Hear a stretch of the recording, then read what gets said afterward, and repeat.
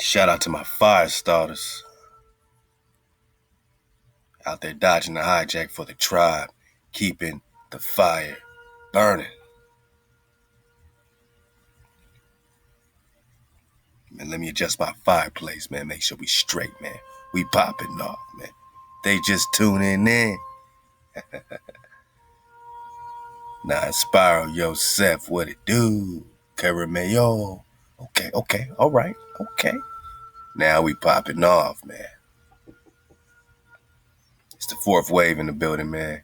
We keeping the fire burning. Hey, all the new wave surfers, man. Go ahead and belly fly, man. Feel real cozy around this place, man. We do it for you, my noggin. Let's go.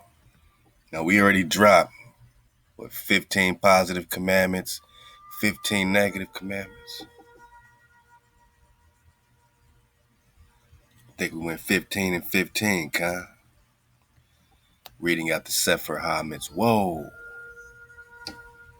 Go get parts 1 through 3 so you can get, the first 30 commandments we dropped.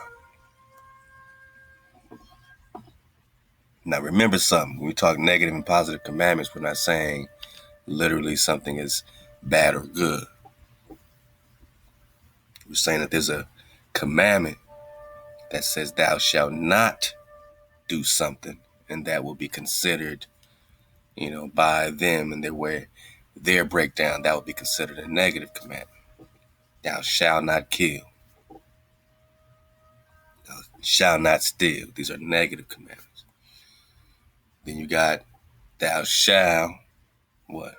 Honor thy father, honor your father, your mother above. Thou shalt keep the Shabbat. You know what I mean? These are positive commandments. So that's how they separate them into the 613. But instead of going all throughout the script to add up 613 commandments, there's another perspective out there worth looking into. That the 613 are all referring to the so-called 10 or the 9 code commandments. We say 9 code because we know that the first 2 commandments are the same transgression, making them the same commandment. Thou shalt not put a power before your power. Don't make no graven images. Don't bow down to them. All this is putting a power before your power. Then you go on to not killing, not stealing. Don't take the Creator's name in vain. These type of things. Different transgressions, right? So we back in our code, my nigga. We still got the fire burning around here, man. Still got the water flowing around here. Now, before we pop it off, we going right into positive commandment 16 and negative commandment 16. Allah, man, for the victory. Now remember, when we talk Sefer Ha-Mitzvot, they'll say it, like here, they'll say Rambam's definitive work, right? Rambam is Moses Maimonides. So yes, there's another Moshe popping up around the 12th century where all this drop seems to be happening, man. And these are all these books written. Not just the Sefer Ha-Mitzvot, but the book of damages, the book of purity, sacrifices, acquisition, civil laws. All these are what they're calling the Mishnah Torah, the books of the Mishnah Torah. Now, who wrote it? Who wrote the Sefer Ha-Mitzvot, Book of Commandments? 613, right? 613, right? How many laws are there? Most people say, there's 613 laws, but their perspective of it isn't necessarily this one here. That all, these 613 have been sort of compressed, or not sort of compressed, but very much compressed into our so-called 10 commandments. When in reality, they broke down much more specific.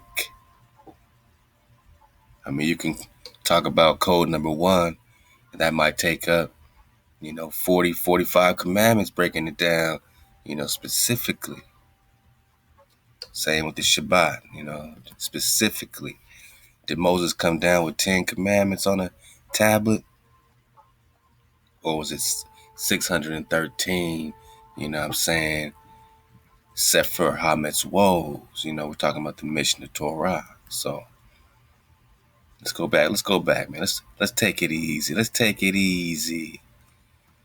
Now here's their depiction of Moses, Maimonides, but you already know, right? 12th century. Also known as Rambam. Remember, Moses' father's Amram. So that's interesting. Just, put that to the side. All right. We're just talking about the codifying, the code of the halakha, which are calling the law, right? The the breath. Okay. So how many people that we've come across have written the code?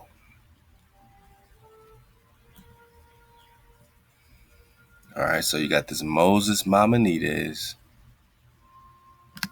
Sefer Ha-Mitzvot. Got you. Let's go.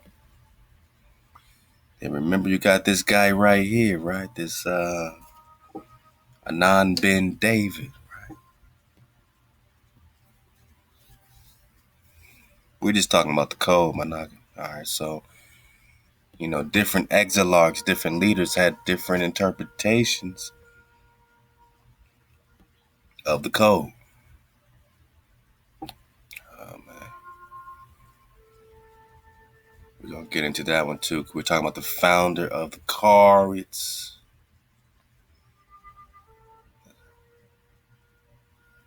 Let's go back here for a second, man. Let's go back here, man. Hijack City.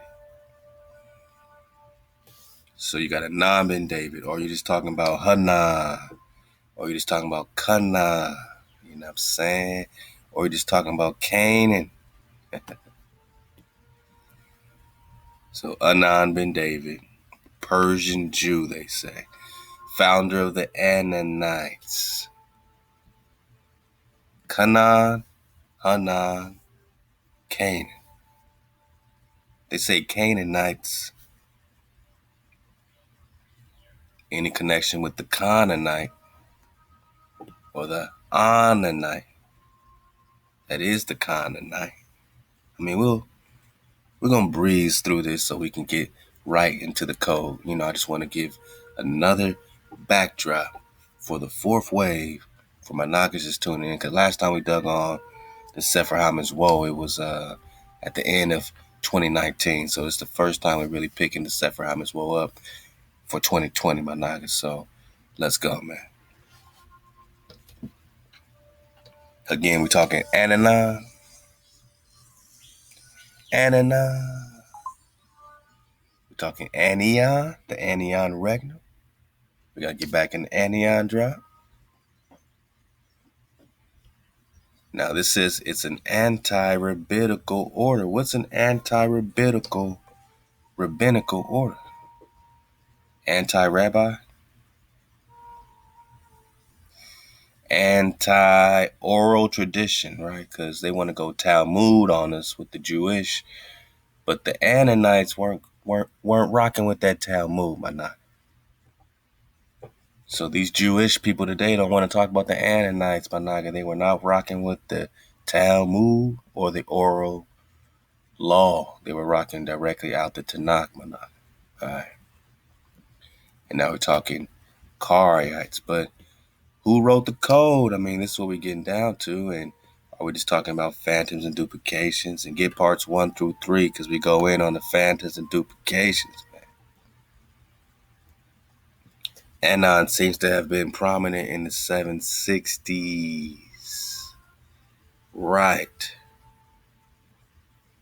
So just put this to the side, right? Because they're going to give us different dates. Just put it to the side. 760. Side note, when was the book of Daniel written? What do you think? When do you think the book of Daniel was written? In the BCs? You think it was written in the Early 2nd, 3rd century. You think it was written in the 7th century. You think it was written in the 12th, 13th century. You think it was written in the 15th century. I mean, we could have a theory, right?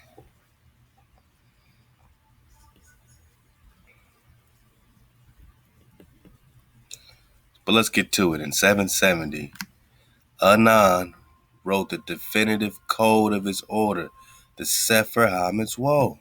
Whoa.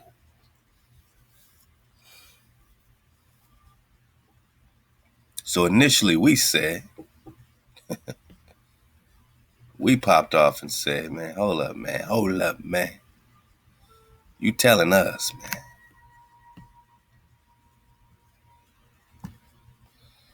You telling us Moses wrote the code, the Sefer Ha-Mitzvot, Book of Commandments,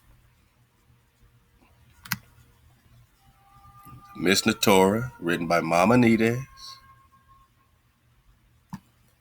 or Moses, 1135 he was born. Now, when was the Prester John letter written? 1165. Oh, okay, so he would have been 30 years old when the letter of Prester John was written.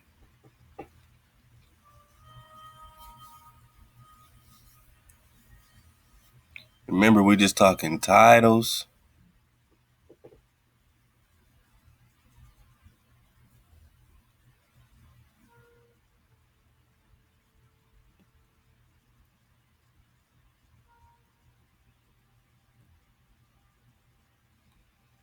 Now, Moses, right, also known as Rambam, was among the greatest Jewish scholar, or we're talking Hebrew, Naga scholars of all time. All right, well, just know he was the greatest scholar of all time. He made enduring contributions as a philosopher, legal codifier. We're talking the code, right? Physician, political advisor, local legal authority. Throughout his life, Maimonides deftly navigated parallel yet desperate worlds, both serving as both the Jewish and broader communities. Okay, all right. Again, born around 1138. And when they say so the acronym Rambam is the Hebrew equivalent. So Maimon, right, is Rambam. So Maimonides is the Greek translation of Moshe. So Maimonides is the Greek translation of Moses. Whereas the acronym Rambam is the Hebrew equivalent of what? Moshe? Because they keep saying that Moses is not a Hebrew word for, you know what I mean? So the equivalent would be the Rambam.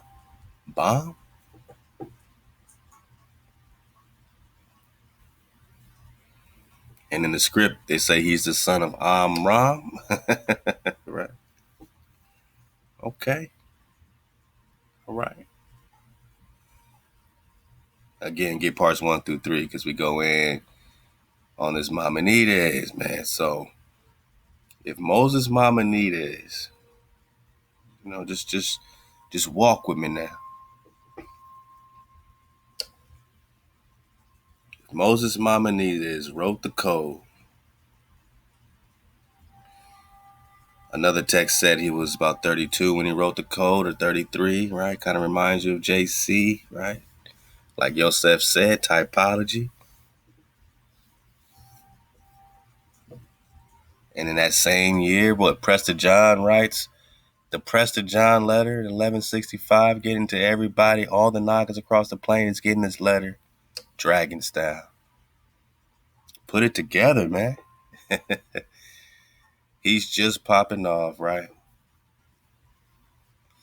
He's just writing his Torah mitzvah, his Sefer Ha-Mitzvot, Book of Commandments, at the same damn time that Prester John is writing his letter. And then it says, I guess, 1204 is when he's supposed to have died. Same exact year, dang near, 1202, 1204. We got both dates coming in. That Genghis Khan invades King David, Prester John, in the same year.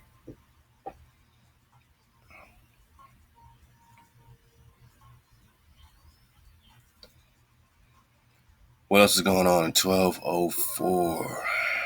1204. Because we're just talking Anan ben David, right? And we coming in hot for Prester John 57, but nah, because I'm just doing the backdrop for the Sefer Ha-Mitzvot. Are we talking Anan?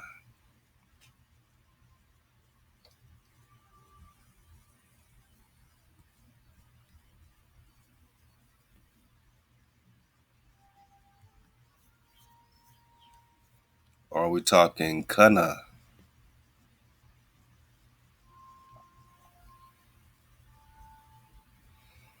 You know, the timelines are being switched around on us quite a bit, man. But this Canaan, his father is who? He's the son of Anan, right? So tell me,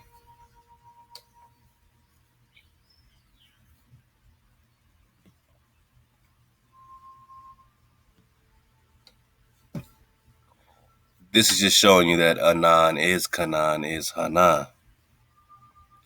That Nathan ben Canaan, or son of Canaan, is the son of Anan, which for him to be the son of Canaan, and it's saying that his dad's name is Anan, letting you know that Canaan is Anan. Khan. So is Nathan ben Canaan. Who's the Ben? Who's the son of Canaan? Who's Canaan? Anan. Let's go. What's Anion about? What's Anion about? Also known as Anani, Hanan, and Canaan. Right in your face, ball. Right. And I said this Canaan sure looks a lot like Canaan. And it's just making this, story, brighten up even clearer, man. Because you have to choose your Canaan. Because you got a Canaan over here, you got a Canaan, right? And when they say you're in the land of Canaan, are you in the land of a son of David? A son of David, a Anion kingdom.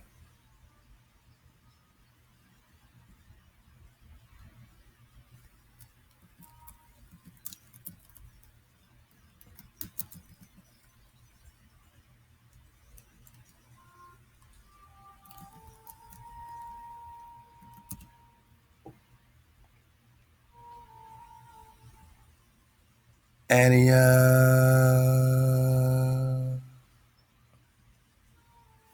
Oh man, we gotta get back on our map drop, man. Our map pack. Back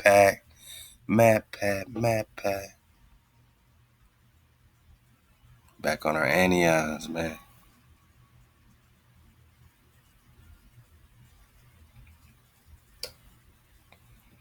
1607 White Feet, WYTFIET map of Anion, Alaska, Pacific Northwest, right? Right. So this would be what, North America ish. You got Quivira, California will be around here. And you have the Anion Regna. Remember the Straits of Anan and the whole drop about Prester John and where Prester John is? Remember the Straits of Anan drop.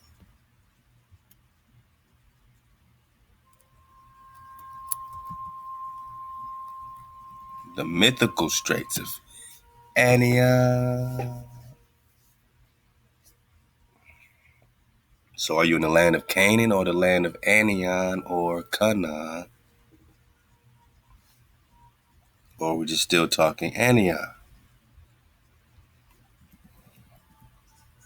Remember in the script when it talks about these rivers, Arnon is Anion, and how they were changing Arnon and Anion around the borders of Moab and all that around this Anion Arnon scenario. And they were switching these rivers back and forth. Something real secretive about this Anan situation, man. All right. That's all I'm going to say, man. See us in Prester John, you know what I'm saying? 57, man. We out of here, baby. The Mythical Straits of Anion, Bulletin of American Geographical Society, Volume 47. All right, let's go, man. Team No Sleep, back at it again, man, for the Sefer Ha-Mitzvot. So we're just talking the Straits of Anion.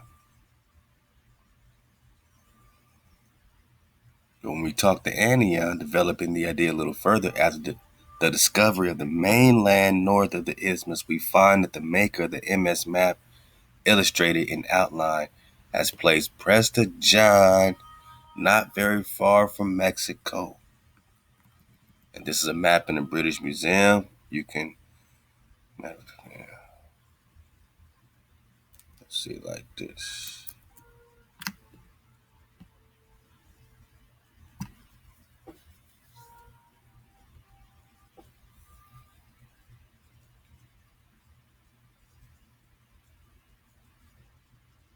Something real interesting about this Anion scenario, man.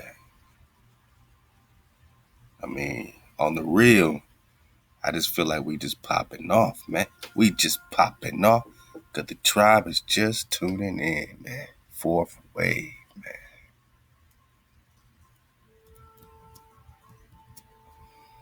So right in the same spot of the Anion Regnum, let's get that again.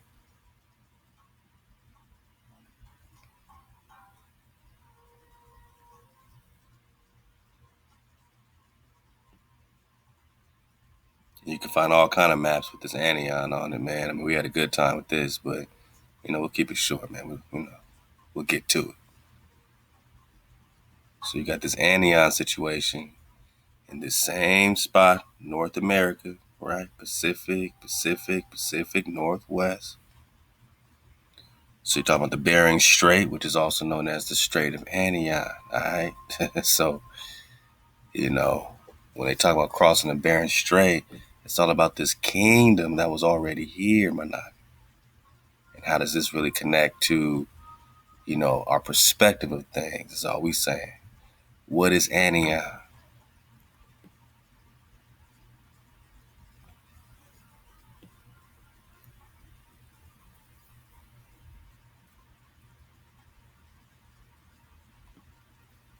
Some of the earliest specific maps detail various parts of the Americas, man. I mean, yeah, we're just talking the Anion Regnum, and look at where, same area, right? This will be the Bering Strait or the Strait of Anion.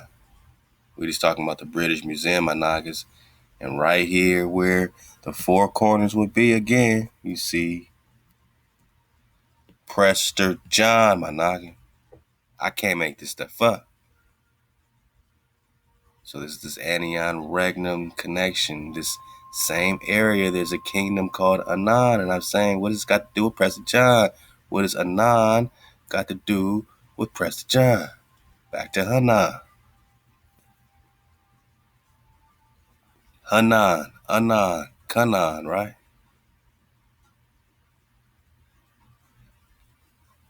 Hanan, Anani, Kanan, Khan. Hanan is the son of who? Raja Hiraja Chola II, Jadaron, Emperor of Soli, Prester John.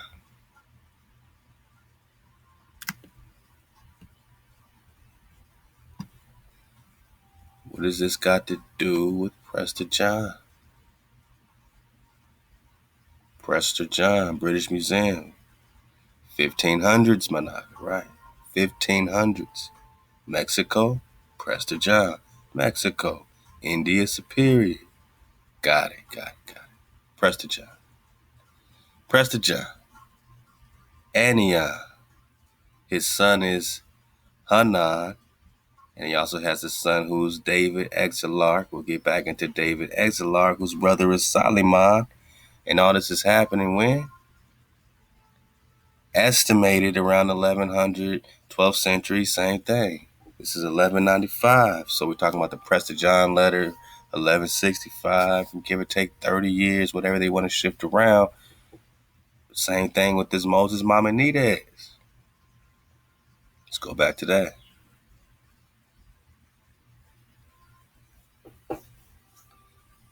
Rambam, right?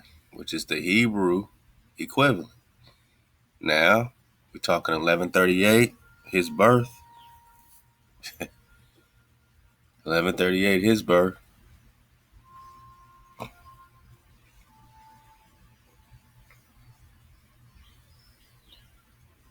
Estimated around 1195. Okay.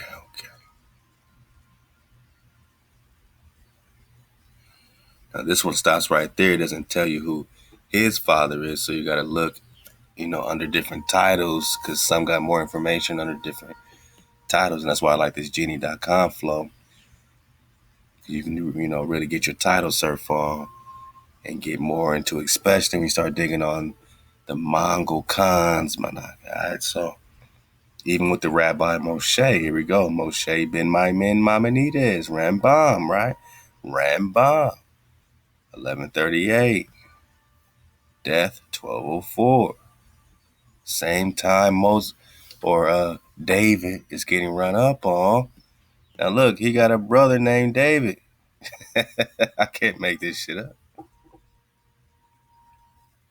Moshe has a brother named David. And we keep asking, like, are they rocking at the same time? What's going on with this Moses and David drop?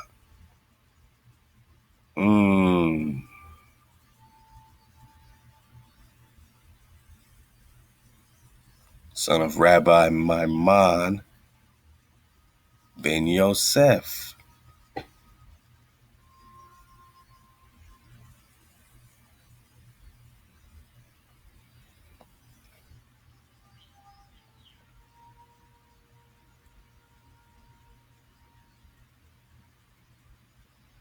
Now, who's his wife? Who's his brother David's wife? They don't even know, right? Or they don't tell us.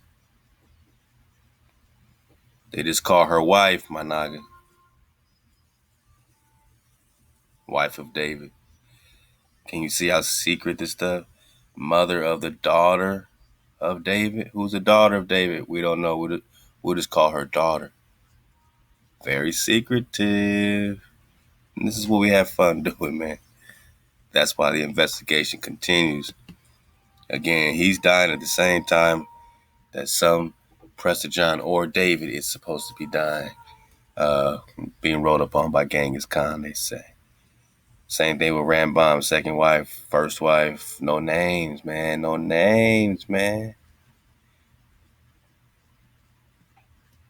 We just got first wife.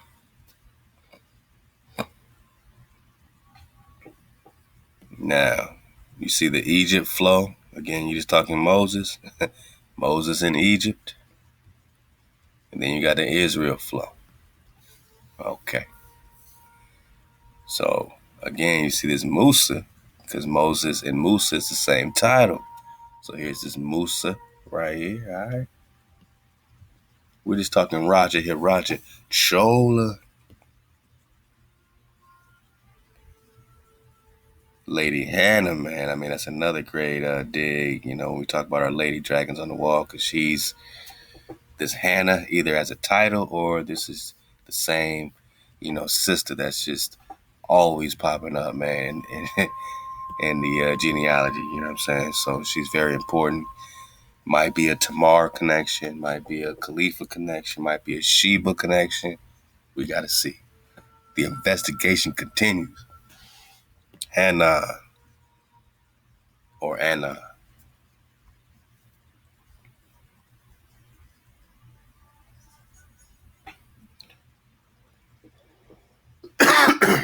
So that's what we're digging on around here, man.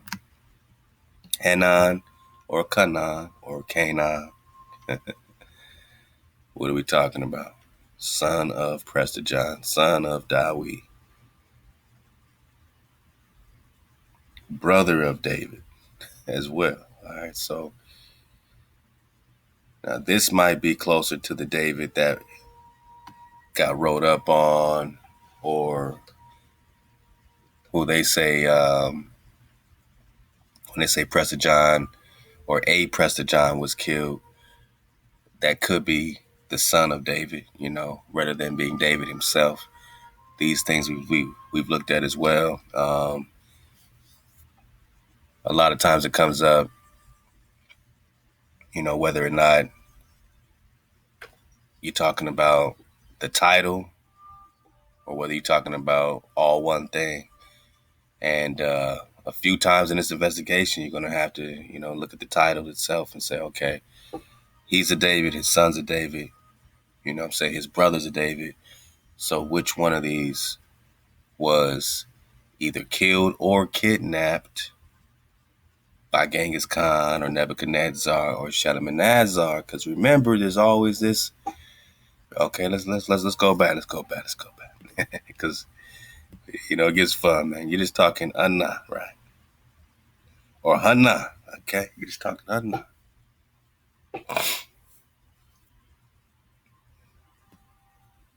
And we're saying Hanan, might have a connection with this Anna. And the same Anna, even if they put him back in the timeline a little bit, let's connect things. In 770, Anan, which is specifically why he would be called an Anan, son of David. Why would he be called Anan, son of David? Because Hanan is the son of Prester John, King David.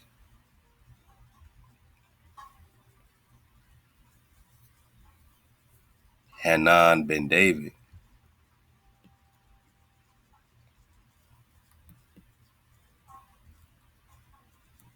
He writes the definitive code,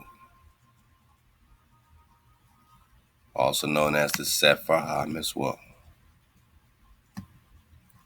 Okay. Who else writes the Sefer Ha-Mitzvot? Got it. Ramban.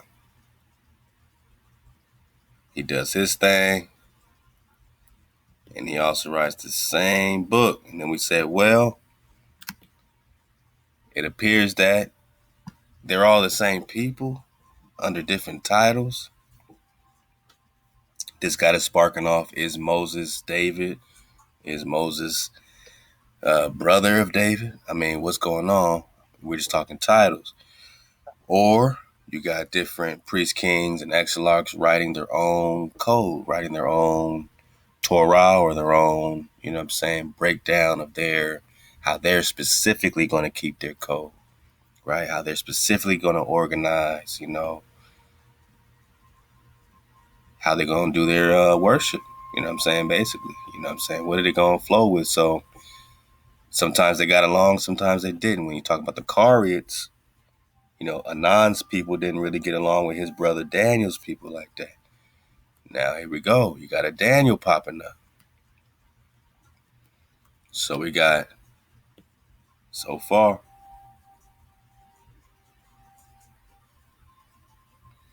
we got Anan writing the code.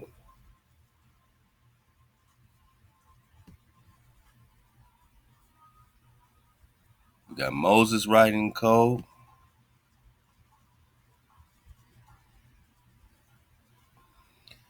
One more person they say wrote the same code, though, man. Yeah. Bring in Daniel to the investigation, my nog. Because Daniel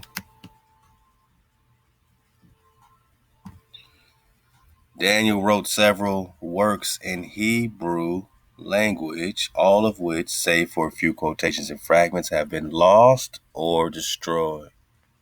Because I cannot find Daniel's version of the Sefer Ha-Mitzvot. I only got Maimonides' version. But we're just talking about Daniel ben Moses. Yeah, this is getting good, man. This is getting good.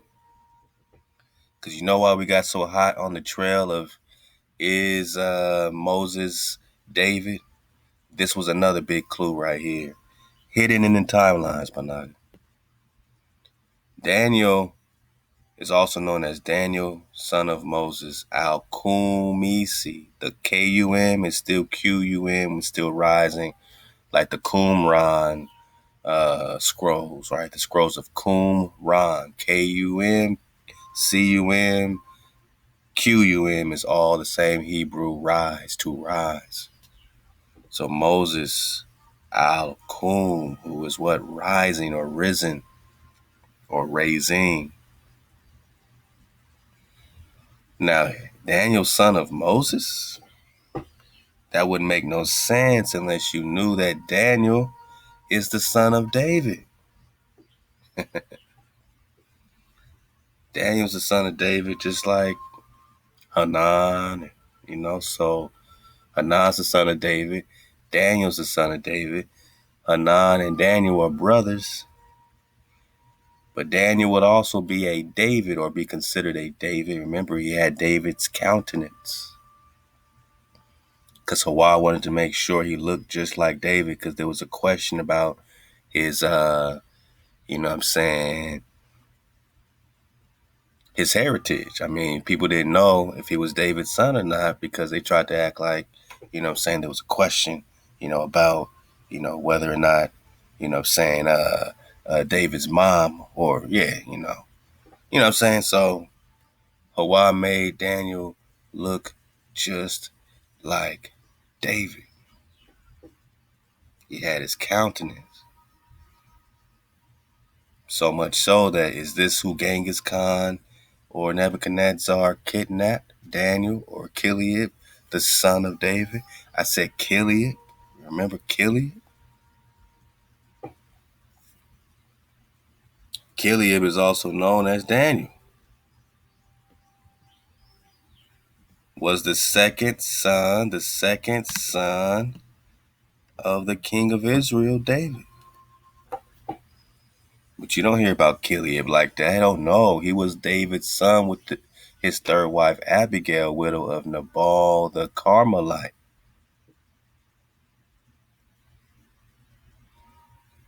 And is mentioned in the First Chronicles 3:1, 2 Samuel 3:3.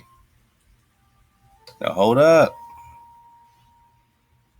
Because sometimes, with the Lady Hannah thing popping up, sometimes it would have a wife and she would have a couple different husbands. But this is an example why in the genealogy she would have a couple of different husbands because, like David's son,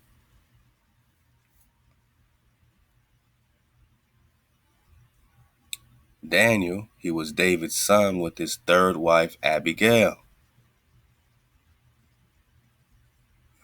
Now, there was a question about, whether or not this was David's boy, right? So this is the widow of Nabal. So she had a previous husband. And maybe they'll go into it here or you can recon it later, but they didn't know if this was his child or whose child. So, according to, tradition, midrash, tradition, David or Daniel was given the semblance or resemblance of David. Actually, it says it right here. Let's get it right here. According to Rashi, Rabbi Isaac said that some question whether Abigail was pregnant through David or her first husband Nabal. Bang. Therefore, God arranged that Kiliab or Daniel would resemble David, my nigga. So not only is he David's second son, he also looks just like his pops, man.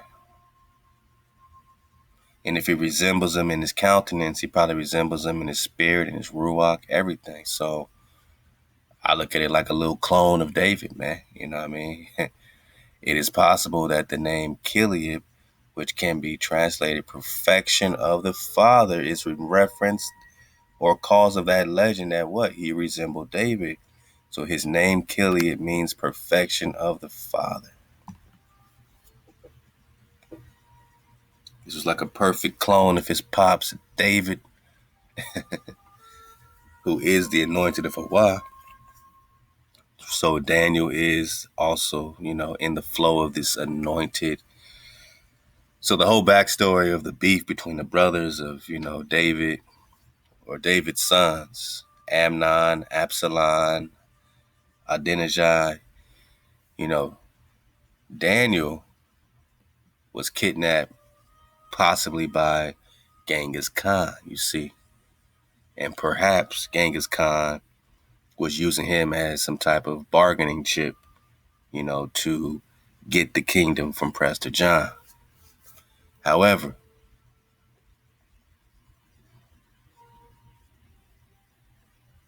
you're talking about a sinless man. And, being a sinless man doesn't mean that, you have some, perfection of mastery of everything. No, it just means that you're not killing and stealing. You're not putting a power before your power.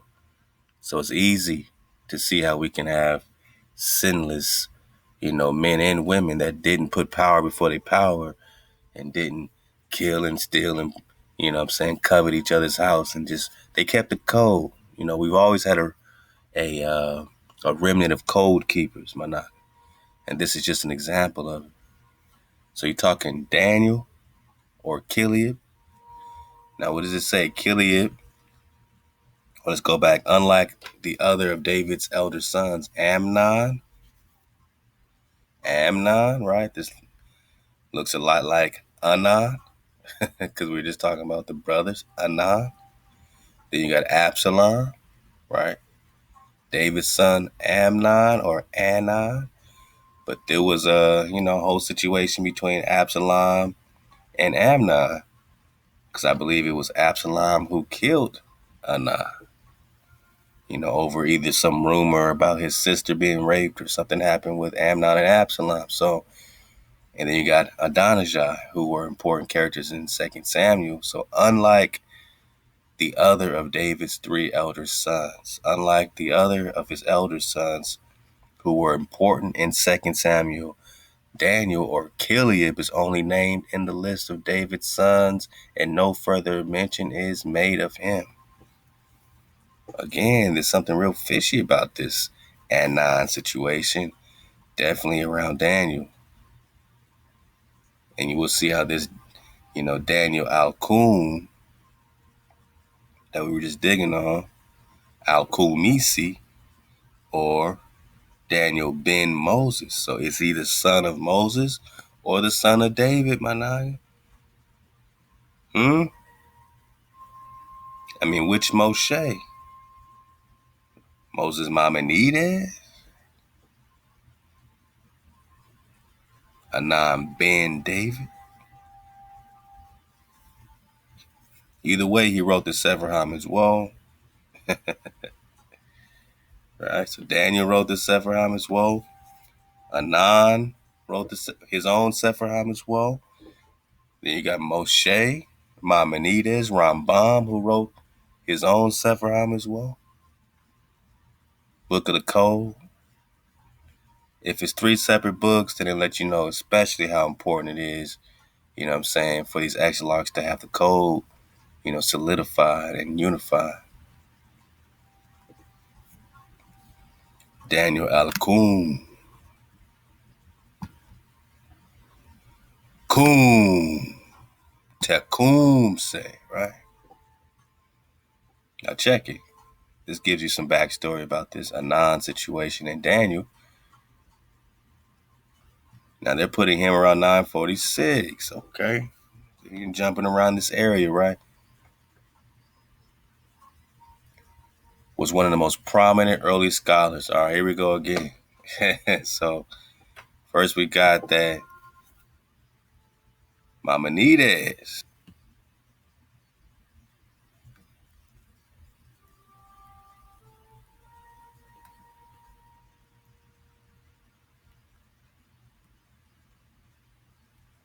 We get over here.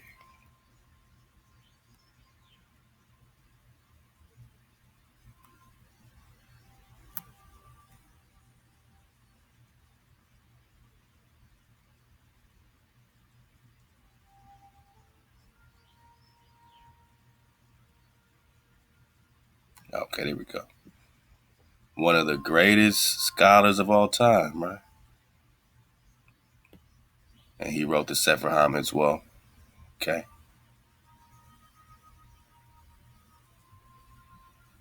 Then we got Daniel, who was also one of the most prominent scholars of all time.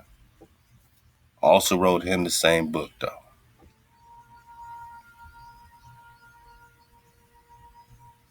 Now it says he was a native Damakan, or of Damakan, the capital of the province of Kumis. So this reminds me of this Qumran, like the Qumran, where they're getting all these tablets in the former state of Tabaristan. They want to put it in Iran. And we know where the real Iranistan is, or in Persia is, as it is shown by his two surnames, the latter of which is found only in Kirkasani, his attitude towards Anan and David, and his violent opposition to the Ananites. So he had beef with his bro, over certain parts of the code. You know what I mean? And that's a great place to dig further in to, see where they were differing in their code. But let's go. So some people broke off and they rocked, with these Ananites, sons of Anan.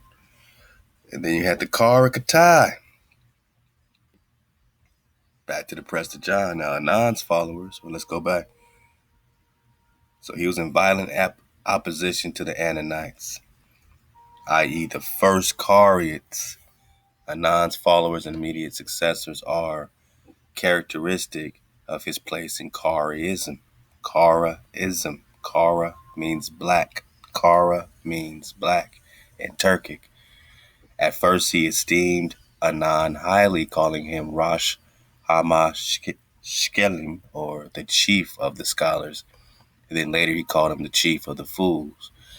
So at some point he had high respect for the code that Anan was keeping, and then later, they had disagreement. All right, so clearly Anan, was on the right track to him at first, and that's what I'm saying. We got to dig on that a lot further. Daniel later migrated to Jerusalem and founded the Order of the Mourners of Zion. He may have built the oldest Karaite synagogue, which is located in Jerusalem. He may have. Okay, all right. He urged his fellow Karaites to return to Israel and called those who oppose doing so fools who draw the Lord's wrath. So is that why he called them chief of the fools? Because they wouldn't return to Israel. Daniel Al-Kum. So dig on this further. I'm just, showing you what we, turned a few of these corners, what I'm saying, before we rounded these bases. We're just talking the Karas, we're talking the Karaism, we're talking Kara, and it's a great document we'll get back into throughout the PJ series, Searches for the Imaginary Kingdom, The Legend of the Kingdom of Prester John by L.N. Gumilev, Gumilev.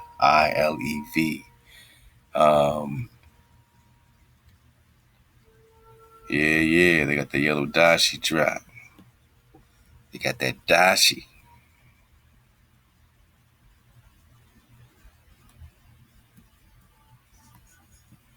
So the Karaism is connected with the Kara Katan, what I'm saying, which we've, covered a whole lot, digging on the flow of the priest king, the kingdom of the Prester John. And this, I haven't really dug as deep as we about to dig on this, but Genghis Khan. Let's just get this piece right here, man. It's getting good. It's getting good. Oh, they're blocking. They blocking. Oh, they blocked 121 on us, man. That's messed up, man. So something. He was obliged to become engaged in politics linked with the wars of Genghis Khan. But that will be dealt with in a separate chapter devoted not to the creation, but to the destruction of the Karaism power. By who? Genghis Khan. Territory seized and acquired by the founder of the Karaism power embraced in the time of his death 3 large areas. Acquired by the founder of the Karaism power. So we're talking Anan, or we just talking, back to the yellow dashes, back to the Presters.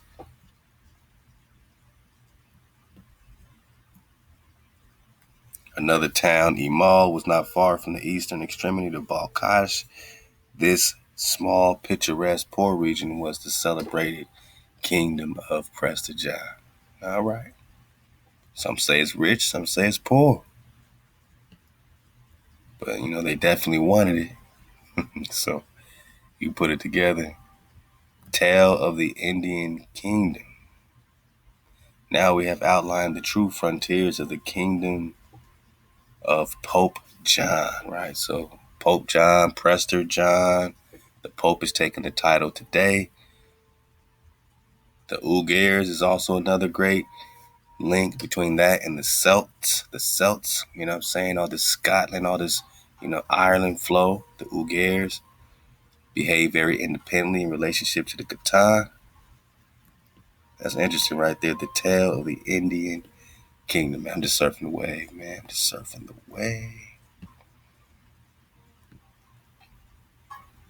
To start with, the text is a sort of medieval science fiction. Here are 3-legged people, 3-fathom giants, half bird, half horses, crocodiles, and the phoenix. They got dragons too somewhere, man. You already know it. You already know. Back to the sandy sea. That stone comes into our land. Into the sandy sea, and the mounds cover the sea, and near the river 1 day's journey are the deserted high hills. One man cannot see their summits, and from the point of the river now small flows underground. Yeah, we gotta get back on that San Maimon River, man. Templar been telling me. In the midst of the kingdom lies a lake of sand, and it strays nowhere in one place. The mound goes whence the wind drags it, and mounds arise on the shore for 2,000 or 200 miles. This is quite exact description of the sandy desert with dunes. The only point not clear is which desert the author had in mind, the Takla Makan or that of Central Duzgan, Zangaria. Zangaria. Okay.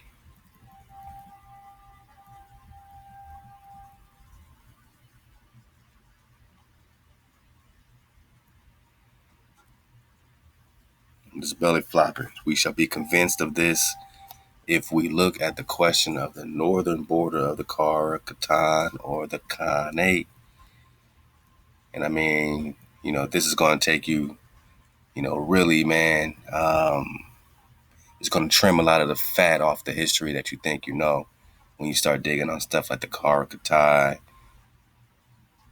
when you start digging on these naming, when you start digging on the Tangu, right? The Tangu, the Khatans, the Tangu. Because remember, man, where's Tangu? Where's Tangu for you? Right? You're in South America or you're in North America. Keep going up and you have what?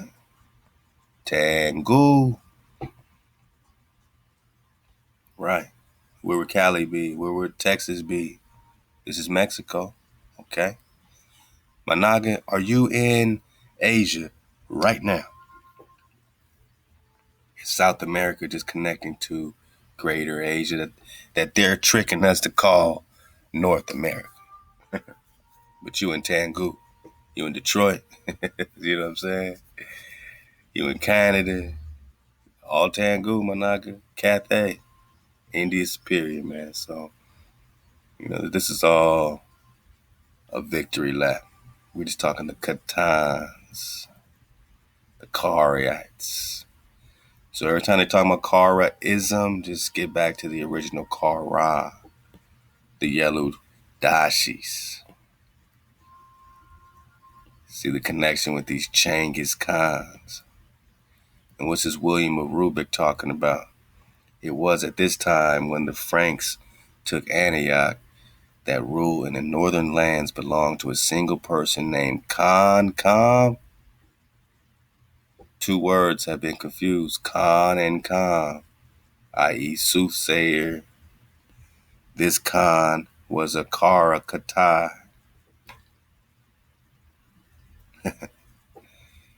Alright, same time frame, 11th century, let's go.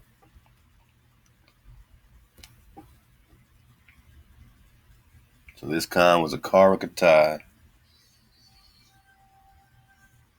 13th century author modernizing these Kara or Katai.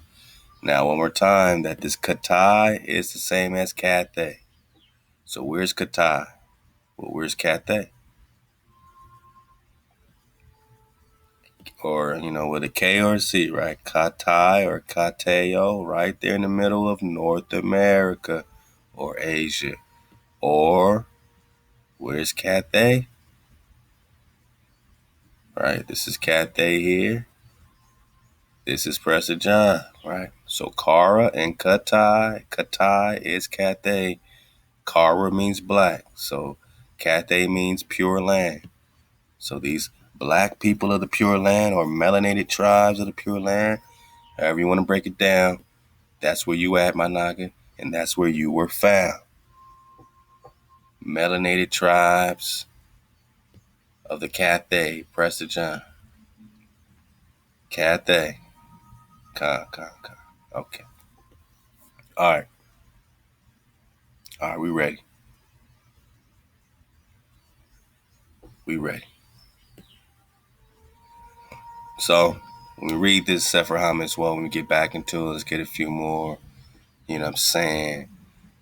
You can, surf the wave in the story. You can connect this Sefer Ha-Mitzvot written by Daniel, as well as the one written by David, as well, or Anan ben David, Anan, which, seemed to be an issue going on between Anan and Daniel over different things, man, over different things. Or we just talking Gilead, or Daniel, or the son of David. Same thing. Anan. And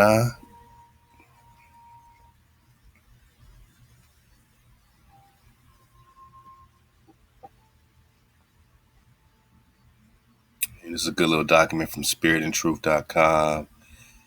Just talking about different theories as to when the book of Daniel was written.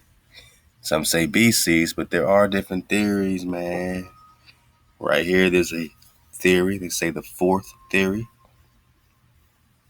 It has been noted that the book of Daniel has at least a few words from different languages. Persian, Greek, Hebrew, Aramaic are all representing. Critics claim that this mixture is proof of a late date. However, the weight of the linguistic evidence suggests an early date. So, this author's bringing up other authors that are saying that it's written later, trying to go against that. But let's see. A few of the Persian are Persian in origin. The fact should not be surprising. During the last few years of his life, Daniel served in the Persian government. Yeah, that's Nebuchadnezzar's people, right? Or is that Genghis Khan's people? So he was made exarch by Genghis Khan or by Nebuchadnezzar or by Shalmaneser, but he wasn't made exarch by his own people. So that's why you had this real fight between Anan and Daniel, because Anan was being raised up by his own people, right? The Ananites. And they were popping off the Sefer Ha-Mitzvot, another son of David.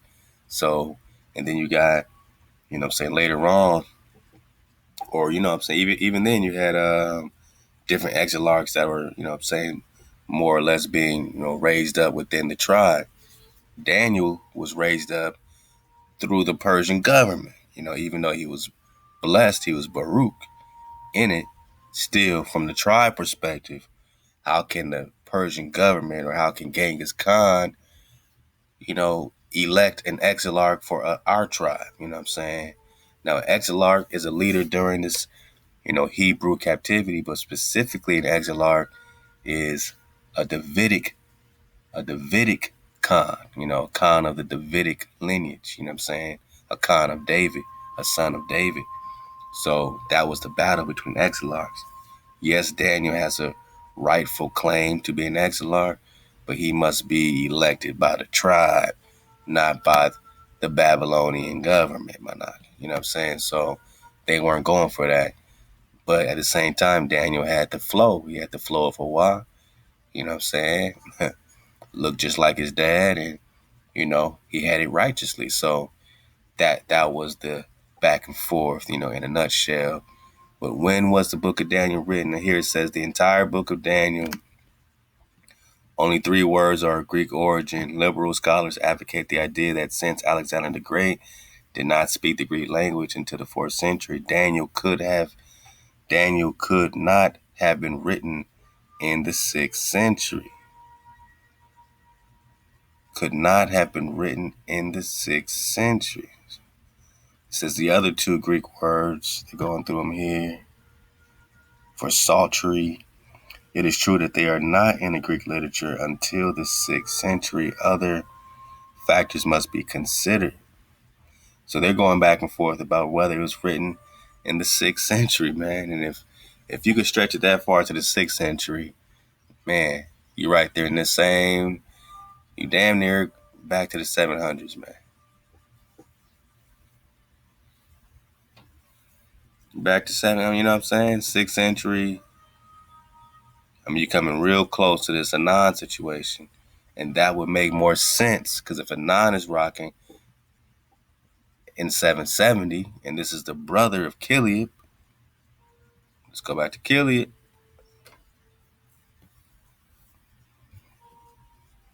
Who's his brothers?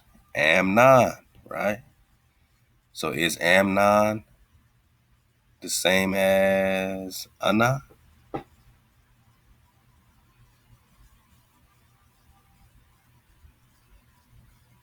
Amnon, Anan. All you gotta do is take the M out, right? Anion. All right.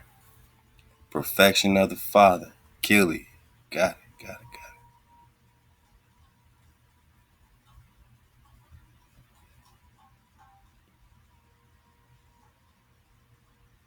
Anion Regn.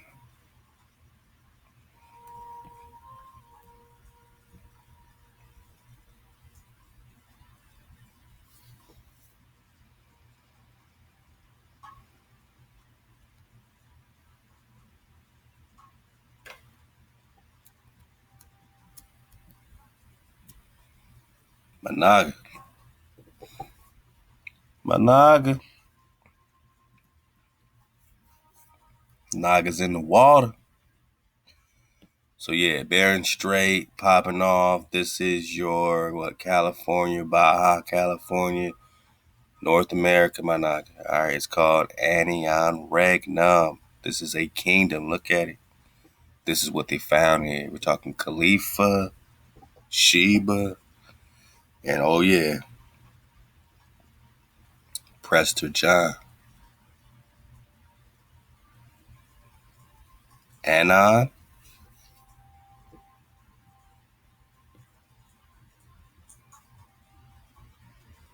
Anani, or Hanan, or Canaan, or Canaan. And did they lie to us? Say that we are in the land of Canaan, which is really Canaan, Hanan, or simply just, how do you say it? Ania.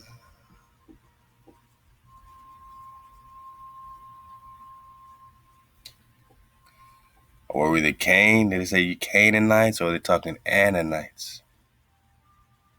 Seeds of David, seeds of the Prester. Again, Prester John right here in the British Museum. 1530. 1530. 1530. Am I not? All right. All right. All right. So it's a lot of great questions come out of this investigation. Digging on the Sefer, Ha-Mitzvot. So we will look at the new translation of Rambam's definitive work, even though we know it was written by Anan ben David and Daniel Al-Kun. A lot more to dig on. Let's go to the positive commandment number 16. How we doing? How y'all reeling? How we reeling? How we really reeling?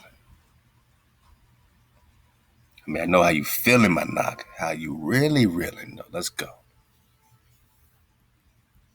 Tribe up, man. It's real simple around here. We keep the code. Let's go positive commandment number 16. We'll just get a few of these, for the dismount and, meditate on the code. This is all we got left is to perfect our flow, perfect the water, and keep the fire burning, my knock.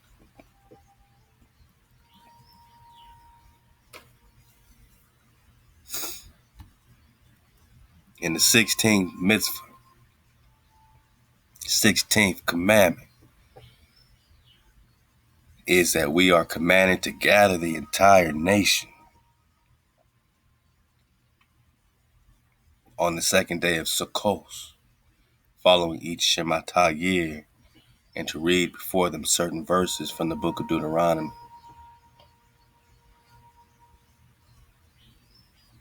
The source of this commandment is Hawada's statement, exalted be ye. You must gather together the people, the men, the women, the children. This is the mitzvah of Hakel.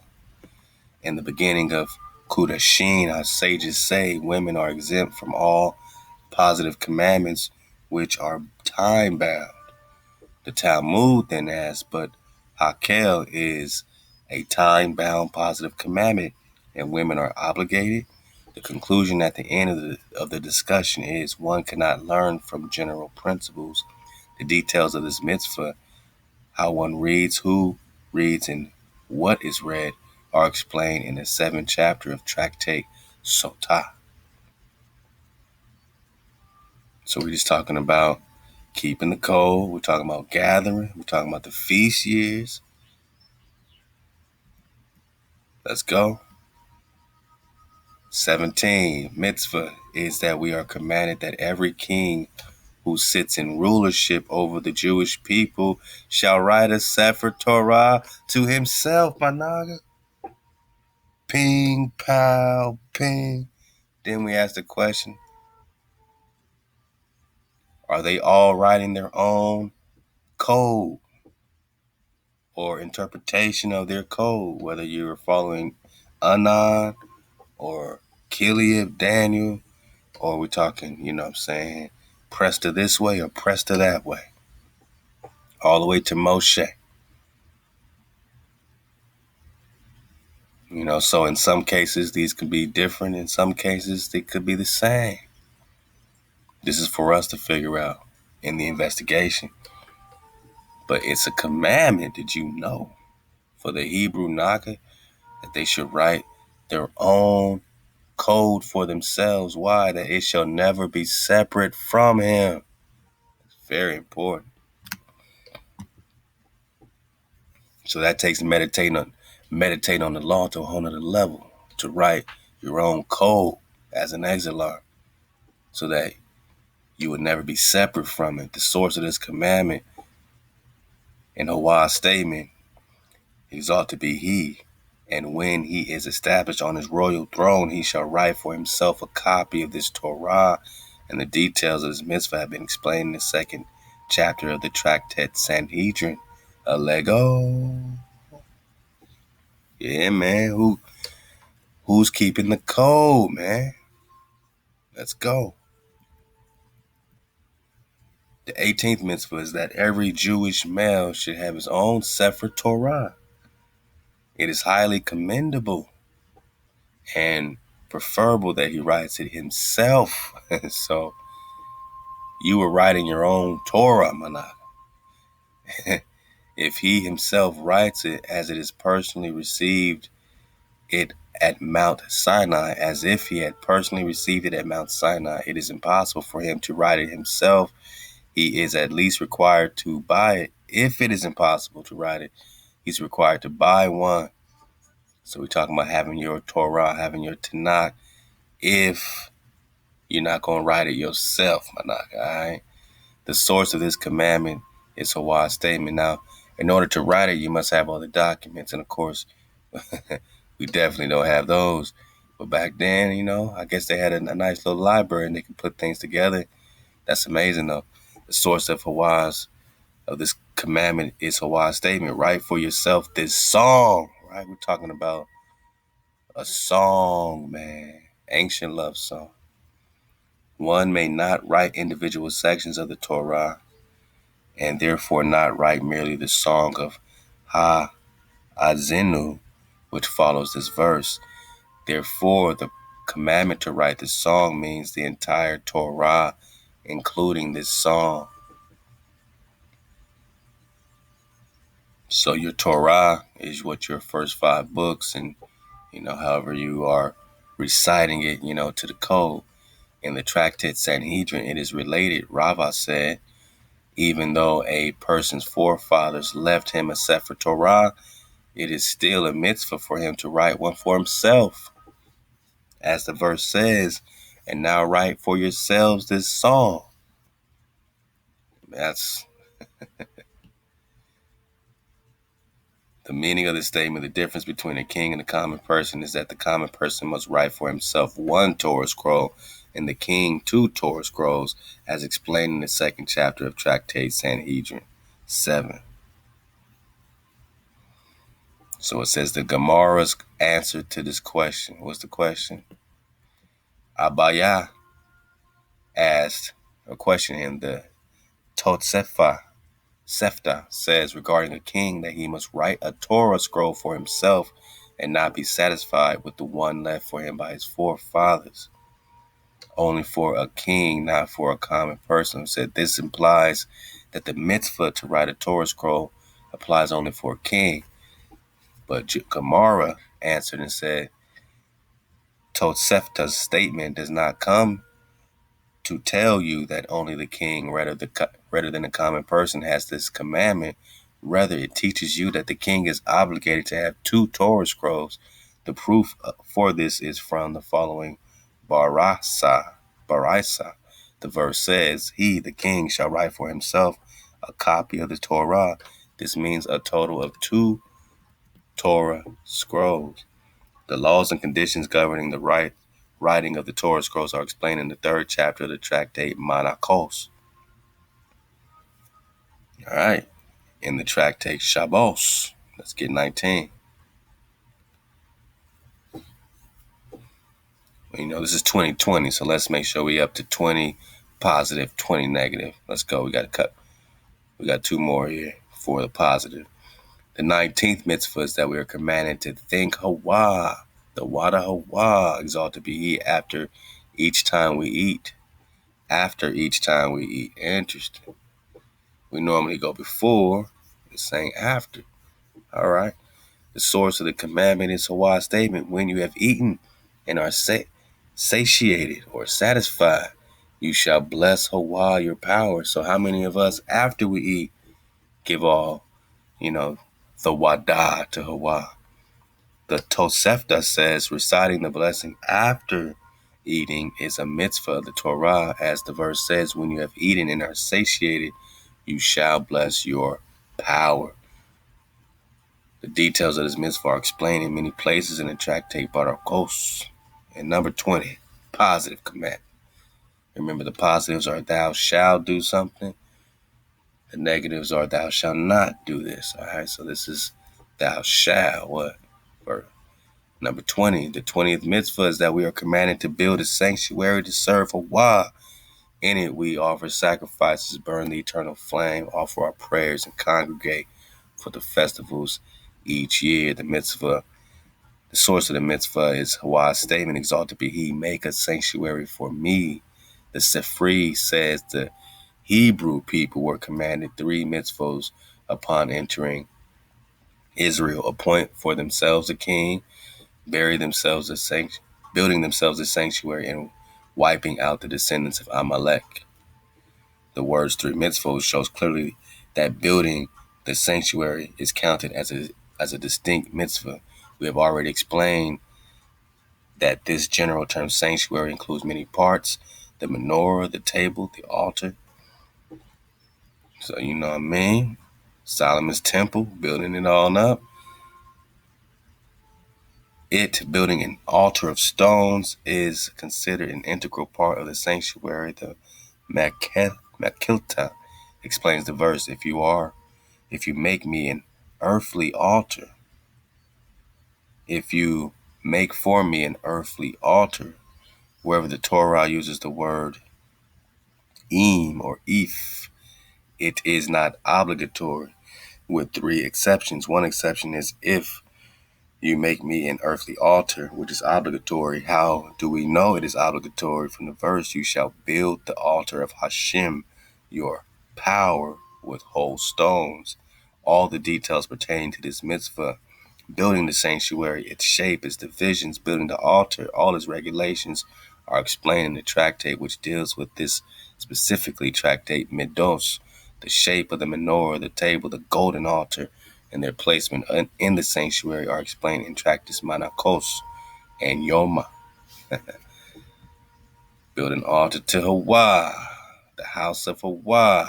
Hey, man, we all are being restored and redeemed in real time, man. You know what I'm saying? It's something for us to break all this down, piece by piece, see how it relates today, see how it flows with your journey already. You know what I'm saying? Some of this stuff might, be more, relative to, some type of Jewish flow, you know what I'm saying? But at the same time, we gotta, make sure that the root is not coming back home like it normally is. You know what I'm saying? Normally it's always connected to something, that has already been, rocking. Now, whether we're rocking, in the code or whether we're rocking, outside the code, then you can see clearly that frequency is a different frequency outside the code. So, we're starting to see clearly, man, when it comes to our commandments, how to rock in the code. Let's go back into, we're still talking idols, and this is negative commandment number 16, thou shalt not, right? So, still talking idols now. In Exodus 20, this is still the first commandment, but we're now on the commandment 16. All right, so that's how specific these idolatries, traditions and rituals were. All right, we talked about throwing stones, we talked about all that. Let's go. 16, prohibition, right? So this is what not to do. Negative commandment. 16, prohibition is that we are forbidden from leading someone astray by encouraging even one Jew or Hebrew to serve idolatry. We are forbidden to lead anyone astray by encouraging them to serve idolatry.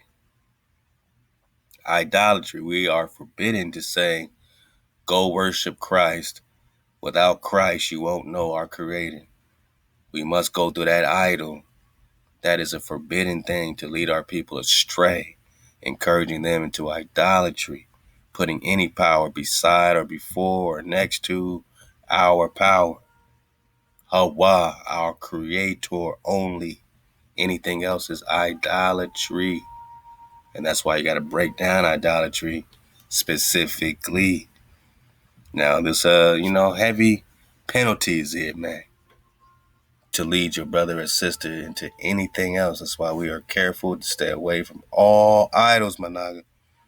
The verse, which is the source of the commandment, is a wise statement, exalted be he, regarding a meiosis, Meisis, if your maternal brother leads you astray secretly, saying, let us go and serve a false god, Ezuz, Yahweh, you shall put him to death.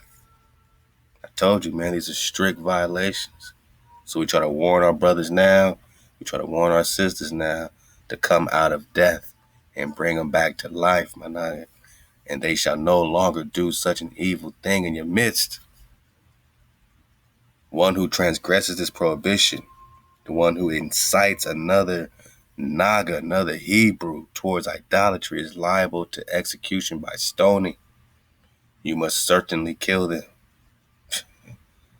So our brothers that's still in this, our sisters that's still in any idolatry whatsoever, any other power that you're getting from the New Testament is an idol, my nigga. Going back home directly to your creator, no hijack allowed, that's where we at. That's where we at. The details of this mitzvah are explained in the 7th chapter of the Sanhedrin.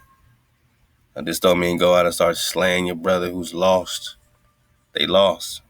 Maybe they ain't purposely trying to do that. This means, to our brothers, though, and our sisters that's in this is a very heavy, heavy transgression to put any power beside, before, near your power.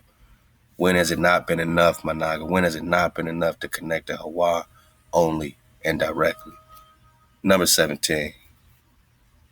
The 17 prohibitions that we are forbidden to love the misis or agree with him.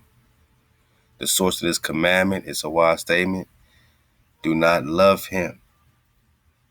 In the words of the Sefer, since it is written, you must love your neighbor as yourself, one must imply that you may love even this misis. The verse therefore says, do not love him. Now who's this misis? Let's do some quick recon on that.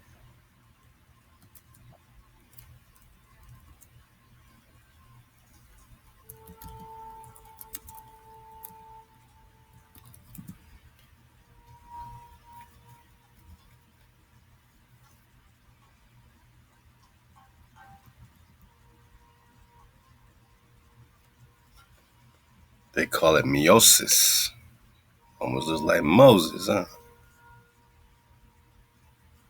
I think I want the misis.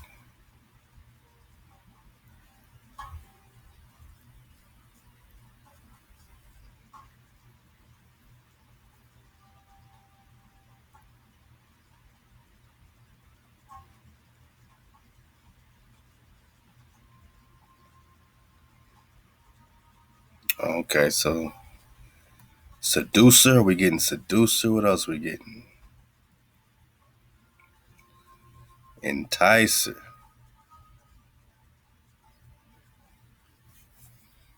Seducer, enticer. What are they seducing? What are they enticing?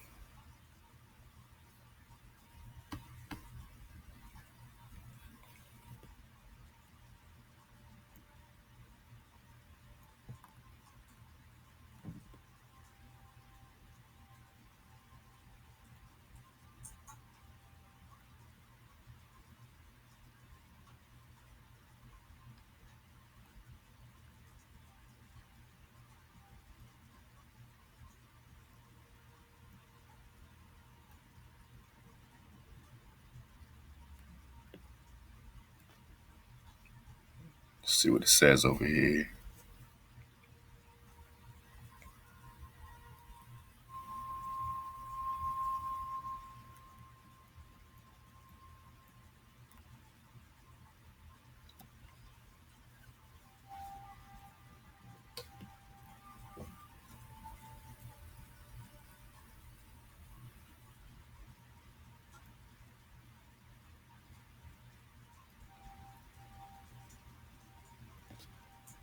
I'm just looking for the definition.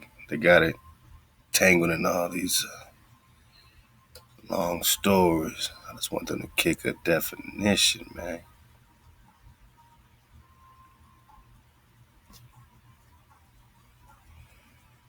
All right, so this is called the proselytizer. Okay. What does that mean then? Now we gotta get a definition for the proselytizer.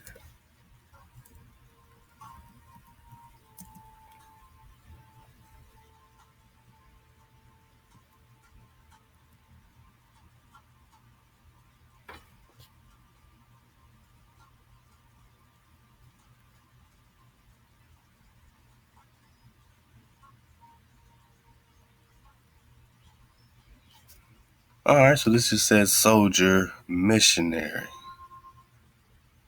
Can also be a convert. All right. Disciple.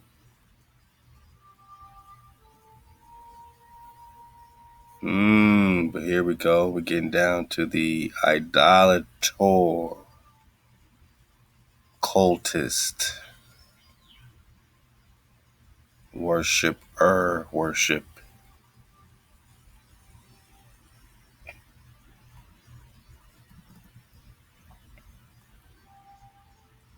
So it could be a leader, it could be a defector, huh? All right. Let's go. So the 17th prohibition is that we are forbidden to love the Mises or agree with him.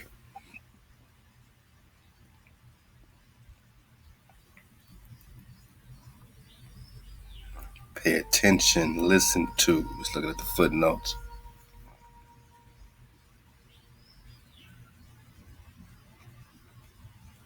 And they had mentioned the Mises on the previous commandment as well.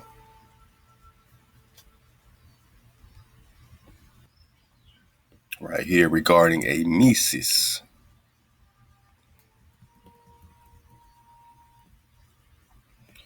If he convinces the majority of the city's members, he is called a Madiak, as described in Prohibition. If not, he is called a Mises and falls under this prohibition. So if he convinces a majority of people, he's called a Madiak, a Madiak, a Madiak. Ah, yeah. I remember talking about this before. So the Madiak is like a bad ak. The Madi means like evil, you know, you know, just crafty, you know what I'm saying, whatever you want to call it, you know. So a Madiak is anyone who's trying to bring you into idolatry is a Madiak, right? If he's convincing the majority of the city's members. If he's not, he's called a Mises and falls under this prohibition. So this particular one right here is that he is encouraging someone, specifically the person who does this is called a Mises, as we have explained above. Leading somebody astray. If he's leading many people, he's a Madiak. All right, so there we go. Let's go. Now we got some clarity for negative commandment 17, that we are forbidden to love anybody that's leading us astray. You know what I'm saying? Any brothers, any sister who's bringing us idolatry, we are forbidden to love him. Do not love him. Okay? So one punishment is, literally taking their life. The other punishment is just not loving them. You know what I'm saying? You must certainly kill him. Back to that. So idolatry is heavy. Your hand shall be first, man, against him. Brothers and sisters, come up out of the idolatry, my niggas. Come about the idolatry. Let's get the next one. Number 18.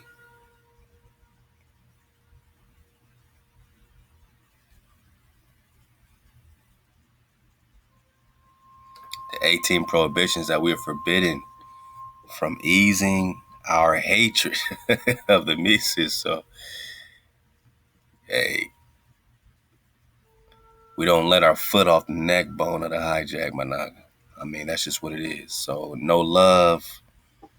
We are forbidden from easing up on our hatred of the Mises. Anybody leading you away from the Creator, has the opposite of love, you dig? One is absolutely required to maintain this hatred, and if one does not do so, one transgresses a prohibition. The source of the commandment is Thawada's statement, exalted be he, and do not listen to him. The explanation of this is, since it is written regarding someone you hate, you must make every effort to help him. One might imply that you may help even this Mises. The verse therefore says, and do not listen to him. No love, no help. Let's go. Number 19. The 19th prohibition is that one whom to Mises try to incite is forbidden from saving the Mises if he sees his life in danger. So still over this Ak or Aqua who's trying to bring you an idol. You ain't supposed to ease up, on, what they call hatred or just, walking your own path, Managi. But it was a very serious transgression like we seen over and over again.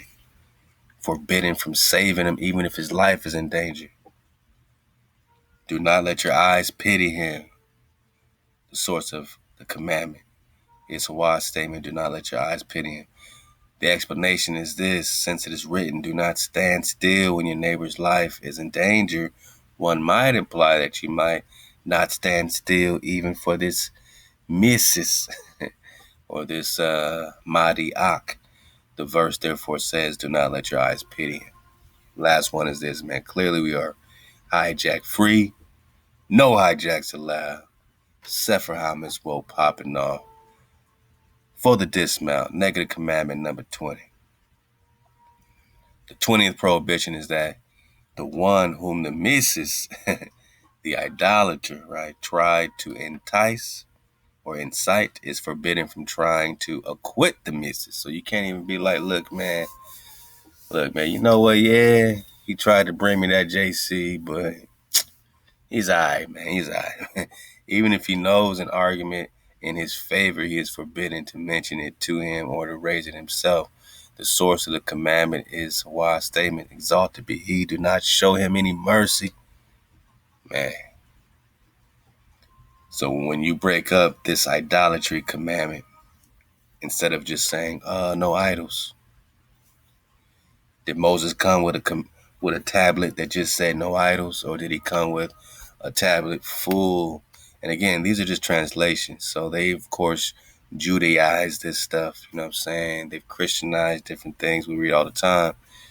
But did Moses come with just 2 tablets and they had 9 commandments or 10 commandments? Or, was it 613 breakdowns of these particular 9 or 10 commandments? Was it book on top of book on top of book, my God? Tablet on tablet? Did we just get a shortened version through Christianity, canonized Bibles? You know what I'm saying? The explanation of this is broad. The verse, do not show him any mercy, means that you may not raise an argument in his favor.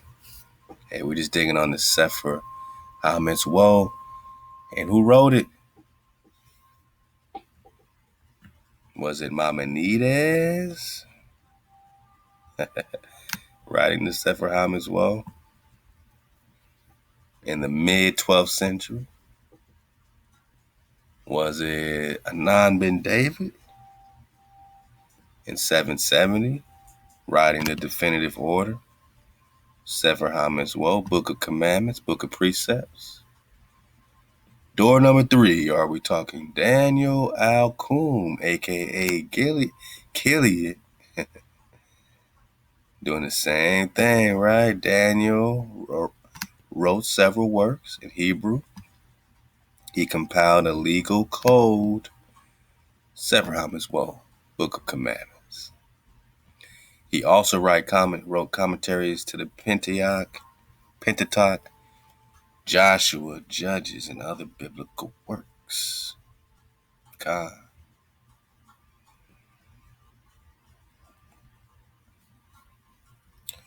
Reminds me of all these other works that Maimonides supposedly touched on.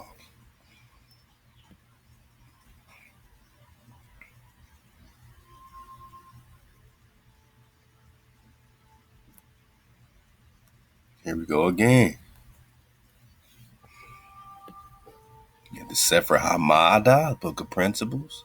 Sefer Ahava or Ahawa, love, prayer. All right.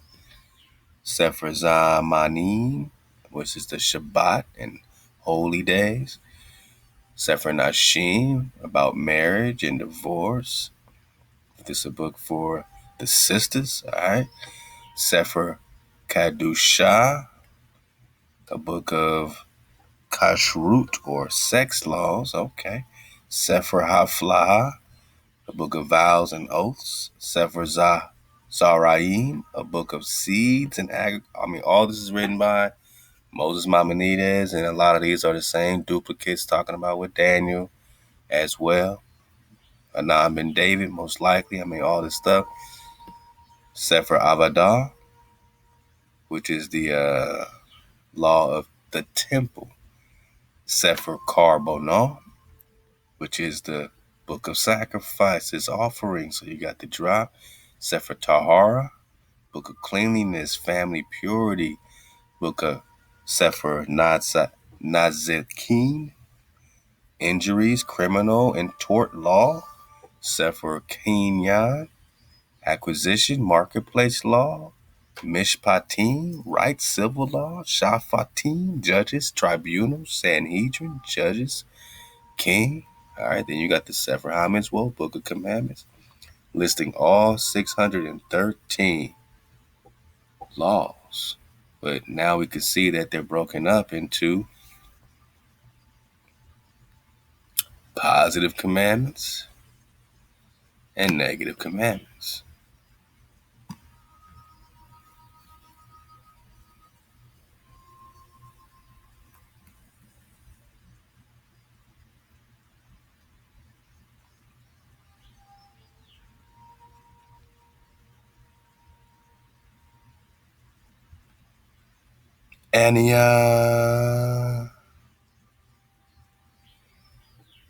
So we have a kingdom already popping here, my naga, and we know that the code is in our fabric.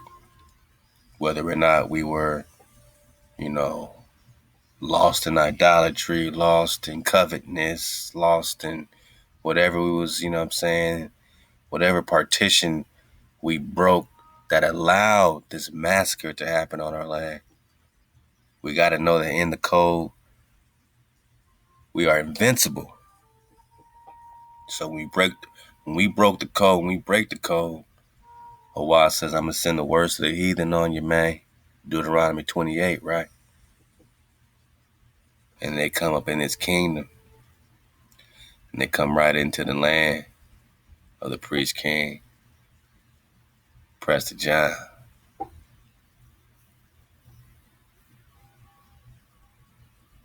North America or Greater Asia or India Superior. We're just talking Antioch.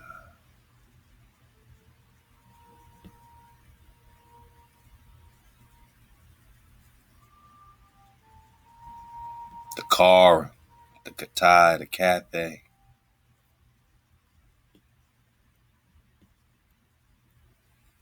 The region of the car, Katai, Gurkhan, Yellow Dashi.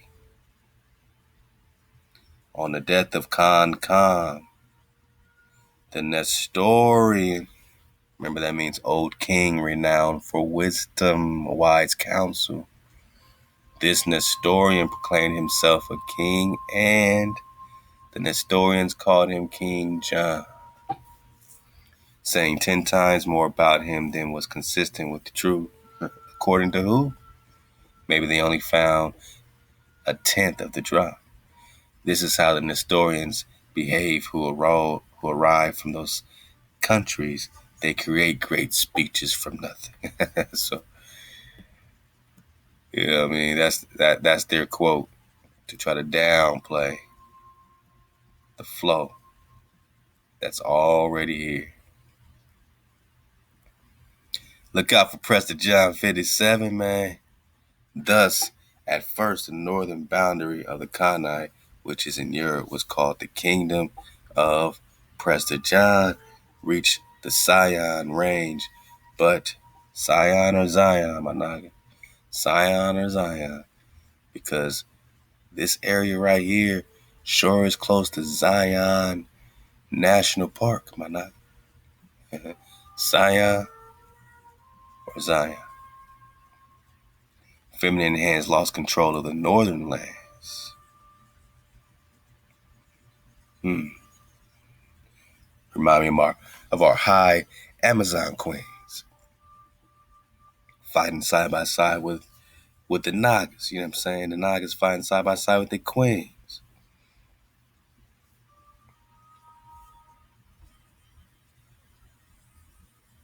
Prester John reached the Sion range, but weak feminine hands lost control of the northern lands. Well, we know our queens ain't no weak feminine hands.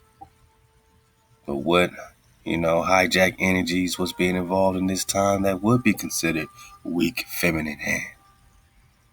We're talking 1177. It turns out that the inventions of the European scandal mongers were far from the truth, but let us wait for the conclusion. In the most fantastic tale, there is sometimes a grain of truth. But what's the truth, my noggin?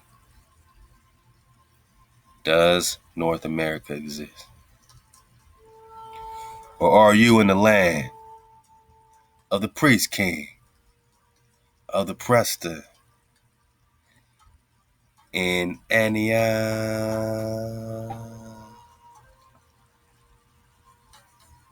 All praise Hawaii. Allah. Man, I'm just grateful, man, to have a fire that burns. Is our fire still burning, man? Our fire's still burning, man. All right, man. I'm so grateful to have a fire that will always remain, my nagas. Will always remain, my nagas.